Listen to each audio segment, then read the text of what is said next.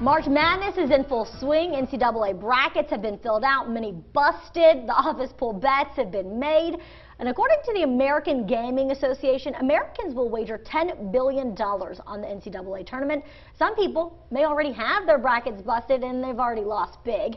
But the big question this morning is, in the workplace, is March Madness always a distraction, or can it be a fun way to bring your team together? Joining us to answer that question, Richard Hammer, a senior IT consultant for Cortex Leadership Consulting. Richard, the short of it, is it a good thing or is it a distraction? I would honestly say it's a little bit of both. It really depends on how your company chooses to engage it. At Interactive Achievement, which was required by Power School a couple years ago, we actually fully engaged March Madness as a team event inside the company, where you could win vacation days, you could win prizes, cash prizes, and you could even win an unexpected mystery vacation as a top prize. Well, that was actually the big surprise for you. We were discussing this, ahead of the segment, and you were one of those who immediately thought, this is not going to work out, this is bad news bears, we need to get on top of it.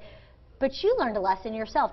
Kind of go into detail for me with that. Sure. When I started with Interactive Achievement, we were actually behind, and we were trying to roll out a new platform. So it was all hands on deck to solve the problem. And March rolled around, an email came out, and the end result was, we're going to stop what we're doing to build culture. And I was kind of awestruck. And then watching the team build, watching the entire company kind of come together and heal, and everybody had to do a bracket, and we did a bake-off one year where we had to figure out, which bacon was the best in the world. John Hagmeyer brought in 30 pounds of bacon to have us test it out. It really became a huge culture build, and I was pivoted because I couldn't understand or believe that this would be a good thing until I actually saw it all come together. Well, and you learned a lot about each other, and that's what was important there. Am I correct? We did. Favorite 80s hairband. Who'd have thought that was something that you could get excited about at work? And yet, we'd have catered events, and we'd have trivia, and we'd discover each other's passions, and it took the work edge off and really brought everyone together. So is it safe to say then there's some good and there's some bad that comes with this? Is there a way not to do it? Sure. If you focus on yourself, or you focus on your own interests as a business owner, and you don't necessarily listen to where your employees are or where the value is, it gets tricky.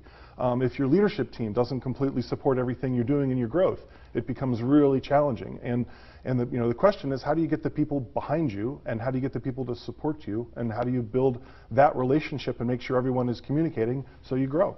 What about those people who aren't really into culture build activities? They may feel left out. How do you reach out to them, and how do you keep them from feeling left out? Sure. So everywhere is culture. There's no way around it. And in a competitive environment, it's sports, and not everybody's into sports. Interactive Achievement, primarily educators, both men and women. Not everybody liked putting brackets together.